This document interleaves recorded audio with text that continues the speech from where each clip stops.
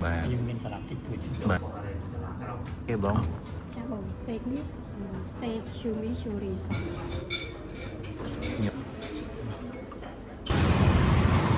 ឥឡូវនេះខ្ញុំនៅលើផ្លូវ Pasteur ហើយថ្ងៃនេះដែរខ្ញុំបញ្ញាមកហាពេលព្រឹកនៅហាងនៅតែឈ្មោះអរុណរះ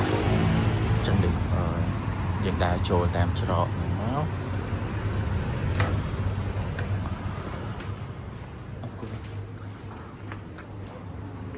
ទស្សនភាពនៅខាងក្នុងហាងនៅខាងក្នុង restaurant គេនៅ hotel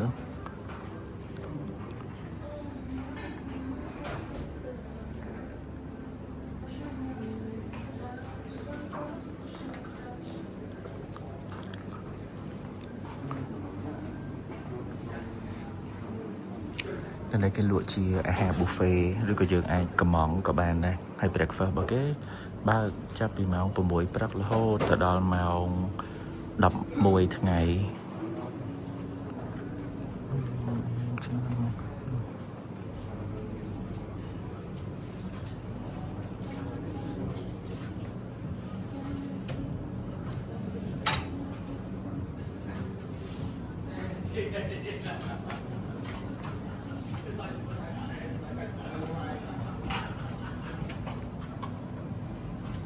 លក់សុំសួរតិច breakfast បើកចាប់ពីម៉ោងប៉ុន្មានទៅដល់ព្រឹកដល់ម៉ោង 11 ថ្ងៃអញ្ចឹងដល់ពេលថ្ងៃឡើងពីម៉ោង 11 ដល់ម៉ោងអាហ្នឹងលក់ឡើងវិញចុះដល់ពេលល្ងាចឡើងខ្ញុំមានជាអារ៉ាកាត់ធម្មតាអូខេបាទចុះដល់ពេលខ្ញុំអង្គមកថាខ្ញុំមកព្រឹកឡើងនេះមកចង់ញ៉ាំជា buffet ខ្ញុំចង់ញ៉ាំជាម្ហូបអីបាទគិតទាវអីធម្មតាហ្នឹងក៏បានដែរเนาะអូខេបាទចុះនេះគេមានតែមួយជួរហ្នឹងតើឬក៏នៅនោះចុះដល់ពេលនៅខាងនោះលក់ខ្ចប់ទេណាបាទអរគុណចឹងនៅខាងនេះផ្សេងហើយនៅខាងនេះគាត់មានបបរមួយទៀត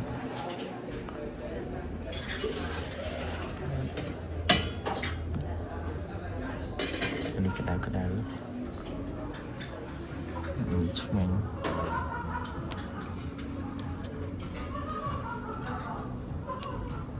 នេះតម្លៃ breakfast របស់គេម្នាក់$13.90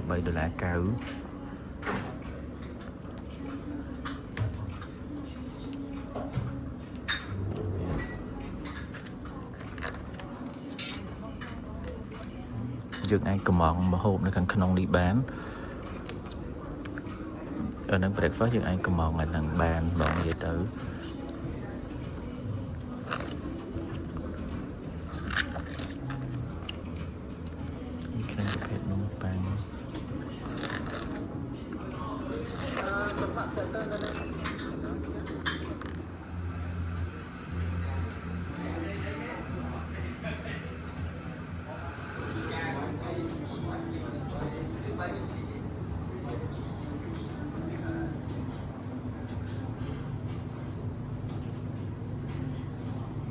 ខ្ញុំភ្លេចមើលនេះគេមានដាក់តយងចេកនៅហ្នឹងនេះប្រាសាទអង្គរវត្ត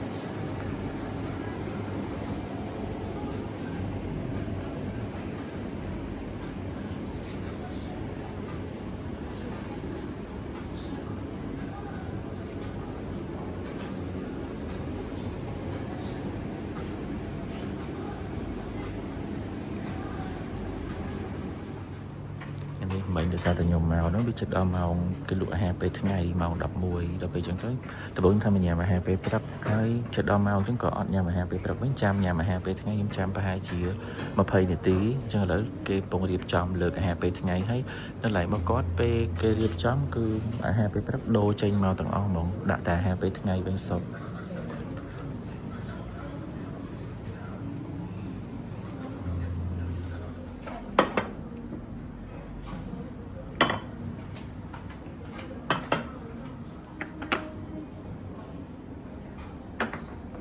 អានោះយើងអស់ថែមណាបង អ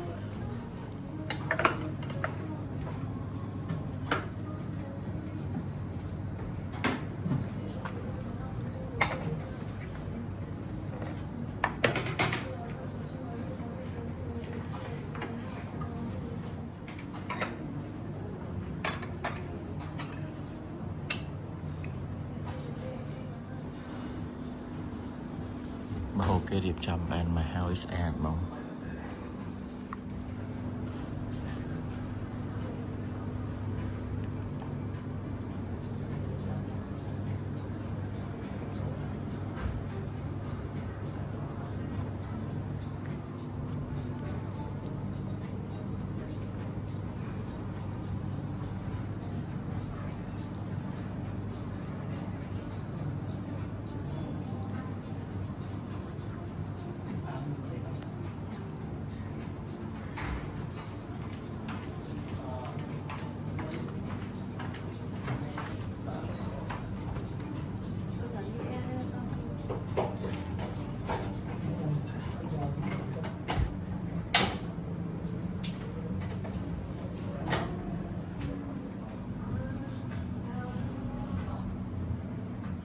ចូលមិនខុសទេណា station mission resort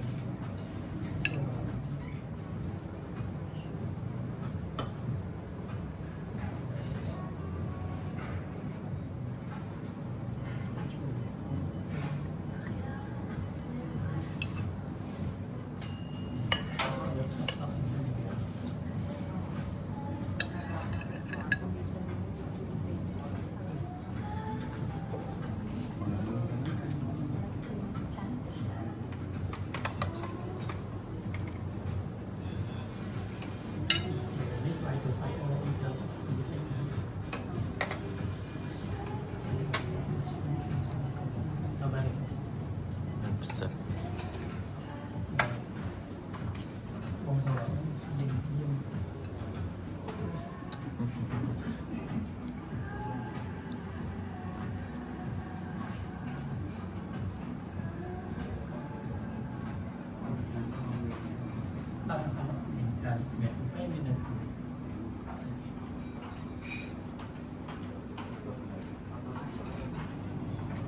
នៅនេះយើង scan menu ទៅដើម្បី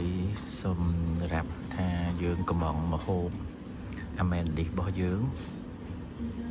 នៅនឹងគេឲ្យយើងកំងបានមួយមុខចឹងមិញខ្ញុំកំង steak សាច់គោហើយនេះគ្នាអាហារសម្រន់យើងអាចញ៉ាំអស់ដួសបានសេរីហ្មងនៅខាងនេះខ្ញុំ clean វ៉ាវ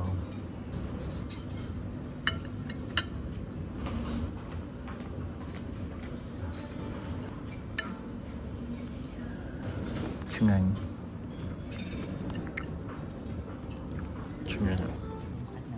បាទអានេះ extra បាទអញ្ចឹងអានេះសាច់ដែលថាបងប្រហែលខ្ញុំមិញទាំងអស់តែសាច់នេះសាច់ហែមដែលជំនួសជូនបាទអានេះសាច់ហែមប៉ាតេខ្ញុំដាក់ជូនបងពីរមុខមានប៉ាតេកំប៉ាញហើយនិងប៉ាតេមួយណែបងច្អល់យកនេះច្អល់អានេះប៉ាត់អត់ថ្មីហ្មងនេះប៉ាតេនៅកំប៉ាញជំរាបមានជាមួយថ្លើមហ្នឹងបាទហើយមួយនេះប៉ាតេតែផ្នែកសាច់ហើយសាច់ក្បាលជ្រូកអូខេបាទបងហើយមួយនេះប្រភេទ saucisson អានេះ saucisson chorizo បាទហើយរសជាតិរបស់វាយ៉ាងជូរហឹរតិចបាទហើយមួយនេះ dry pork loin នេះខ្ញុំលក់ដាច់ច្រើនដោយសារតែវាមានរសជាតិម្រេចនៅហ្នឹងឆ្ងាញ់បាទសុំឈ្មោះម្ដងទៀតអានេះគេបងអានេះ dry pork loin បាទហើយពីនេះស្តៀងគ្នាគ្រាន់តែថាមួយនេះខ្ទឹមបាទមួយនេះសាច់ក្រកខ្ទឹមមួយនេះsausage mokto នេះវាប្រភេទ smoky ដែលជំរាបជូនបងសម្បករបស់វាហ្នឹងបាទហើយនេះបងញ៉ាំទៅជំរាបរសជាតិខ្ទឹមអានេះញ៉ាំទៅរៀង smoky សម្បករបស់វាបាទនេះជាធម្មតាយើងញ៉ាំជាមួយនឹងប្រភេទទឹកសក់ឈួរនំប៉័ងបាទយើងមានសាឡាត់តិចតួចបាទអរគុណច្រើនរីខ្ញុំសាកញ៉ាំតាមគាត់ខ្ញុំមិនដែរញ៉ាំដែរនិយាយទៅឆ្ងាញ់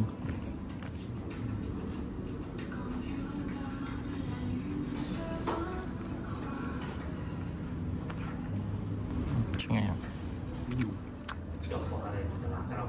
អរគុណអានេះឈ្មោះអីគេទៅហ្នឹងឈ្មោះថា steak cafe de Paris steak cafe de Paris អូខេអរគុណបាទឈ្មោះអីគេបងចាបង steak នេះ steak chimichurri sauce steak chimichurri sauce ចាបាទអរគុណ anh ấy có thai mà nhóm mình bây giờ mà nhảm cá buffet lunch nó cứ ăn miên là đi hay cho anh ấy còn thai mà nhóm cho nó phải để dựng cầm mòn haไปថ្ងៃហ្នឹងយើងអាចបានអានេះម្នាក់មួយចាននៅហ្នឹងគេមានដូចជាមាន pasta មាន burger មានអីដែរតែខ្ញុំយក set steak ទាំងពីរនាក់ចឹងទៅខ្ញុំ share គ្នាញ៉ាំហ្មងដើម្បីភ្លក់រសជាតិអានេះ side dish មកជាមួយអានេះរបស់ខ្ញុំណាមានស្រាប់នៅហ្នឹងហ្មងអានំប៉័ងនេះខ្ញុំដកចេញពីអានោះមកថែមដាក់នៅហ្នឹងអានេះចានទី2ចានទី2របស់ខ្ញុំ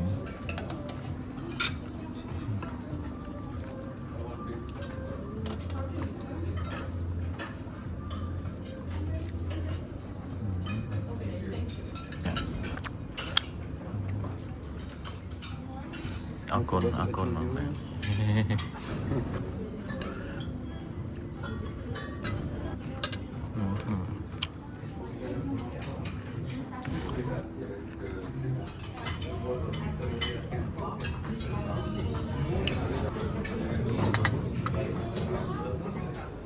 anh ấy ấp đông ý kia hỏng nhộng nhôm xa tí chứ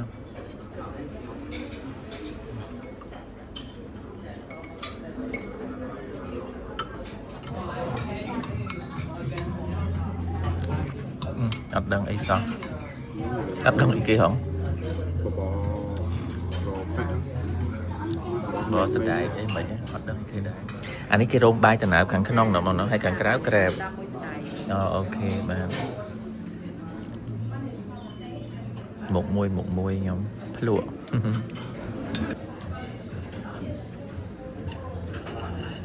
anh đi caramel đi nấm anh đi bay từ nào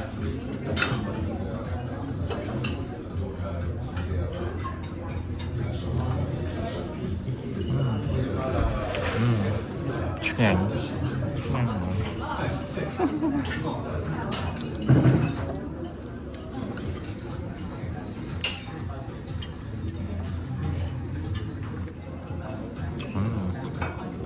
ngày nhỉ mình đi từ đại đi ấy không nắng anh đi trong nhà mà hè về ngày nên đậm trứng từ lại ní sập off pin nè cứ off bận đi em hộp cái nhà mình off hay cho đau anh về để sao tại em hộp xài điện bọc kia nó bị ngày nó trứng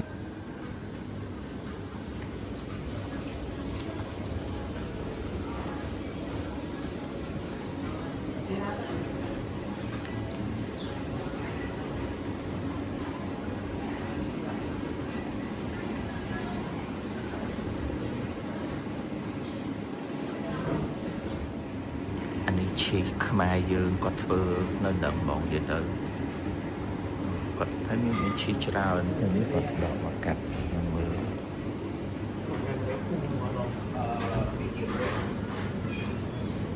cheese le roseau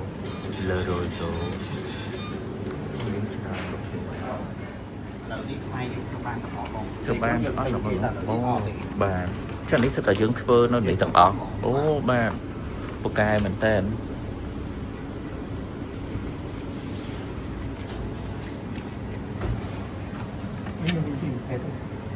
anh ấy thì tòm orange mới đi tòm được nung bình tòm orange tòm được nung bình và thú chào một anh ấy sạch thì ấy hả bóng làm những cái hôm mấy có những dùng cái gì sausage mọc tô dùng mình chụp cái rice sausage dùng salami để làm kẹp cái gì và xong rồi cái mặt thì anh ấy chụp cái chop để dùng cắt nó anh ấy dùng chop bà nhưng thưa luôn ai chế bán mấy màu là hôn bóng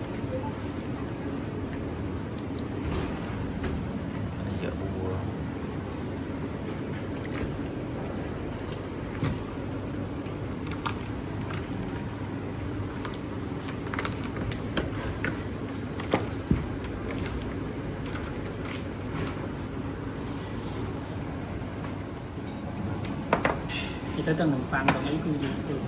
bà chị là lấy dương miên hai chị tung lọt đi đọc đi từ chị mấy miên mạn ba hai mạn bóng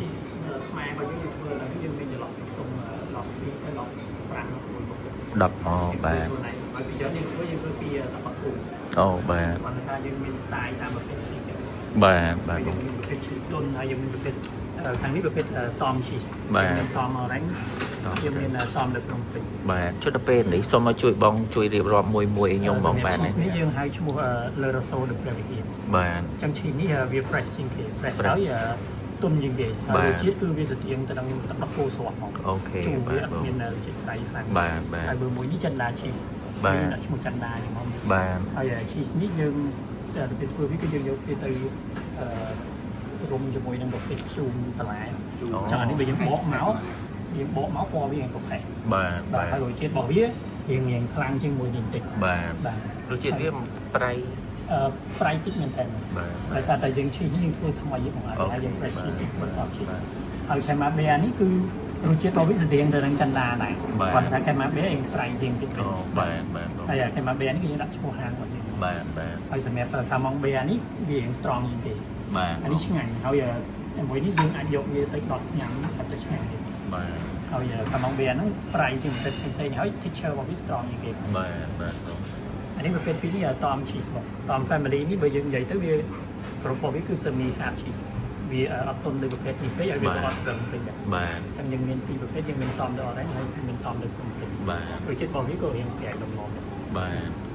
ហើយយើងក៏មានប្រភេទសាច់របស់យើងអានេះយើងធ្វើ homemade សាច់របស់យើងមានច្រើនជាង cheese ទៀតបង អូបាទ សាច់យើងមានចន្លោះពីខ្ទង់20មុខជាងហើយយើងមានសាច់hamយើងមានប្រភេទប៉ាតេនេះយើងមាន3មុខ បាទ មានប៉ាតេដកំប៉ាញមានអានេះសាច់ជ្រូកជាមួយនឹងខ្លែ បាទ ហើយប៉ាតេអំព្រូតនេះយើងធ្វើសាច់ជ្រូកជាមួយនឹងមានគ្រាប់ដូចគ្រាប់ pistachio អញ្ចឹង បាទបាទជុតទៅពេលនេះ ប៉ាតេដតែនេះផ្នែកខាង បាទជ្រូកបាទ ហើយយើងមានសាច់ ham អានេះសាច់ ham ham នេះវា popular ជាងគេបង អូបាទបាទបាទ អានេះយើងធ្វើកញ្ចប់ជាងងាយស្រួលងាយស្រួលកញ្ចប់ទៅខេត្តគាត់ជួយខ្ចប់ហើយក៏មានវាគាត់ខ្ចប់ទៅក្រៅដែរបង អូ ទៅសិង្ហបុរីទៅវៀតណាមនេះក៏គាត់មានដែរ បាទបាទ ខ្ញុំមានភៀវខ្ចប់ទៅសិង្ហបុរីទៅ អូបាទ ខាងភៀវខាងប្រទេសគាត់ឯង បាទបាទបាទបងបាទ អានេះប្រភេទកាហ្វេនិង yogurt ហើយនឹងមានខេកនំប៉័ង បាទបាទបាទចាំមកចាំទៅខ្ញុំតាមអត់ទេអានេះគឺ yogurt ជុតទៅពេលខាងមុខនេះហ៎បង ខាងមុខនេះប្រភេទខោខាត់ដូចគ្នាបងនេះយើងហៅថាពពុះ saucisson saucisson យើងមាន saucisson ឡើងពេកយើងមាន chorizo ហើយខ្ញុំមានជាប្រភេទ saucisson ដាល់អាហ្នឹងភ្ញៀវគាត់ជួយពីយើងគាត់ញ៉ាំទៅវាញអញ្ចឹង បាទបាទ ហើយអានេះប្រភេទអានេះក៏ homemade ដែរ blue cheese blue cheese បាទឈ្មោះវា blue ព្រៃលៀប blue ផ្លែកលៀបអូបាទ ហើយមួយនេះគឺពពុះ sausage morto នេះឆ្ងាញ់របស់យើង smoke វាសបករបស់វាខាងក្រៅហ្នឹងគឺញ៉ាំទៅមាន smoky ហ្នឹង អូបាទបាទ អានេះថ្លើមមាត់មកនេះក៏យើងនិយមច្រើនដែរអានេះថ្លើមមាត់កិនរបស់យើងធ្វើកាត់មាត់ហ្មងហើយភ្ញៀវគាត់ញ៉ាំពីច្រើនគាត់មានជាមួយនឹងប៉ាំង នេះថ្លើមទៅណា ជាមួយនឹងសាឡាត់នេះ អូថ្លើមមាន់បាទថ្លើមមាន់ថ្លើមមាន់ថ្លើមមាន់បាទ នេះគឺចិនស្រាប់គាត់គឺកម្មវិធីគេហៅ chicken liver roast បាទបាទ យើងគាត់ញ៉ាំគឺគាត់កាត់ញ៉ាំទៅទៀត បាទបាទ ប្រភេទនេះគឺសាច់ឆ្អិនហើយ ឆ្អិនហើយបាទ កាត់ទៅញ៉ាំ បាទសុំសួរអញ្ចឹងផលិតផលដែលបងបង្ហាញខ្ញុំទាំងអស់ហ្នឹងគឺយើងធ្វើនៅនេះទាំងអស់ខ្លួនយើងហ្មង ខ្មែរយើងតាមផលិតផលតាមពេលទាំងគូទាំងអីទាំងអស់ ទាំងវត្ថុធាតុដើមអីគឺនៅស្រុកខ្មែរយើងទាំងអស់បាទ chef ថៃគឺយើងខ្មែរយើង បាទបាទបងបាទអូហើយអូសុំសួរមួយទៀតបងសម្រាប់អានេះមិនខ្ញុំឃើញវាគេដាក់ថ្ងៃអូបាទអរគុណបង បាទសម្រាប់ឈីនេះយើងដាក់ថ្ងៃដើម្បីយើងជូនភ្ញៀវនៅពេលដែលគាត់ភ្ញៀវគាត់មានភ្ញៀវខ្លះគាត់ជើញកំងទៅគាត់យកទៅទុក បាទ អញ្ចឹងទៅសម្រាប់ថ្ងៃគឺយើងដាក់ជូនគាត់ដើម្បីស្រួលគាត់អាចដឹងថាគាត់ទុកតាមរយៈពេលប៉ុន្មានថ្ងៃ អូចឹងមានន័យថាឈីហ្នឹងយើងអាចគេមិនមែនថាទុកកាន់តែយូរកាន់តែល្អហ៎ ដោយសារប្រភេទនេះប្រភេទ soft cheese របស់ high fresh អញ្ចឹងទៅវាមានការកំណត់របស់វា បាទបាទ វាខុសពីប្រភេទ hard cheese បាទហ្នឹងហើយ ទុកបានយូរ អូ ការទុកនឹងដែរបើមិនជាយើងទុកទៅតាមស្តង់ដារទៅតាមការឆែក daily របស់វាអាហ្នឹងយើងអាចទុកបាន បាទបាទតន់ យើងគាត់ទុកក្នុងទូជាធម្មតាគាត់ត្រូវការផ្លាស់ប្ដូរចប់ជាប្រចាំអញ្ចឹងបង បាទបាទបាទ តែនេះគឺមានកំណត់កន្លែងទុកយូរបាន បាទអានេះខ្ញុំសុំភ្លក់តិចអញ្ចឹង ដោយសារពួកខ្ញុំធ្វើជាប្រភេទតែបណ្ដាឈីយើងញ៉ាំទីជាគាត់ដោតទៅលើពួកឈីគ្រប់គ្រប់ការវែងនេះអញ្ចឹងទៅញ៉ាំបើ fit ជាមួយនឹងការអតិថិជនយើងធ្វើតរយើងទៅជីមួយដែលគាត់ទៅដល់ហើយញ៉ាំបានគាត់គាត់ ឆ្ងាញ់ នេះតំណានេះជាដែលខ្ញុំជម្រាបបងហ្នឹងយើងមានសម្បកសម័យខាងក្រៅអញ្ចឹងមកយើង style យើងធ្វើ style ដូចឈីបារាំង បាទអាហ្នឹងអត់ទេ យើងជូរបន្លែ បាទអានេះ ហើយនេះនៅ soy cheese បាទ មួយនេះមានស្រាលនេះ ខ្ញុំ សូ សូ ម ម អញ្ជើញយកទៅវិសាជាមួយនឹងបដិប បរិយាកាស បដិខួបមួយមក បាទ បើយកមកទៅឆ្ងាញ់ទៅញ៉ាំមួយមកឆ្ងាញ់ បាទ ហើយយកកាត់នេះទៅជូនមក natural ហ្មងវាជូរខ្លាំងបើទៅយកទៅគេដាក់ស្ករឬគេដាក់វាជាតិមិនតែមក flavor អានេះហើយដោទៅស្គាល់ទៅយក ឆ្ងាញ់អានេះឆ្ងាញ់ អានេះវាឆ្ងាញ់ខ្លាំងនេះសាំវាមានជូរបន្លែតែstrong ហើយជាគេ បាទ បាទនេះបងប្រុសនិយាយខ្លាំងជាមួយនឹងកាលីកជាមួយនឹងប្រភេទទៅញ៉ាំមកឈីសបាទ ចានេះឈីមួយណាទៅបង លើរ៉ូសូនេះ僕ទៅជា អត់នេះបាទ មែនអត់នេះសម្រាប់ការធ្វើទាំងអស់បងខាងខ្ញុំទៅជួយបងគឺយកប៉ាស្រាយប៉ាអីតាមបងបងប្រុសទេបាទបានឆ្លោះ អានេះខាងពួក bakery របស់គាត់ម្ដង ធ្វើជាមួយសាឡាត់ប្រភេទនេះខាង chef ខ្ញុំគាត់ដុតជាមួយនឹងប៉ាហើយយើងដាក់ធ្វើជាមួយសាឡាត់យើងអាច hot cheese សាឡាត់វាឆ្ងាញ់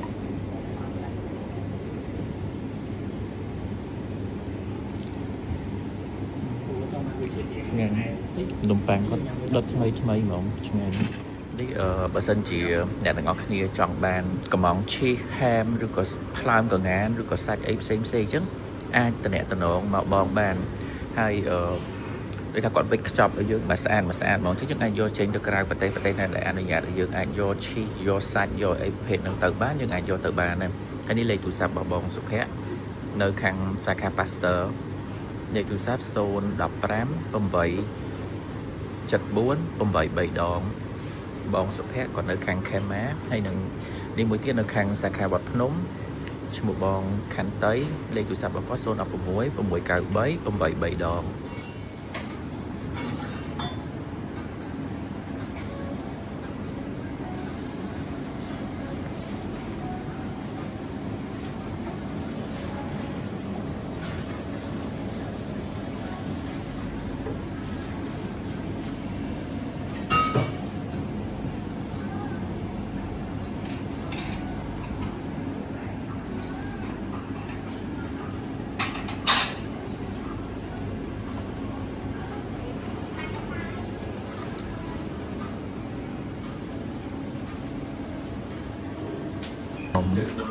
ក៏មាន free cookie ខ្ញុំ cookie ក៏ឆ្ងាញ់ព្រោះខ្ញុំញ៉ាំ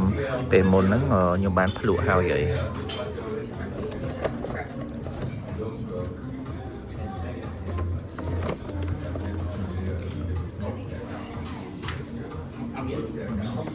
អរគុណច្រើនបងបាន free ឲ្យហើយបានឲ្យខ្ញុំភ្លក់ឈីសភ្លក់អីបើនិយាយទៅមកហូបឡើងគាត់គឺឆ្ងាញ់ហ្មងខ្ញុំចូលចិត្តរសជាតិដល់នេះ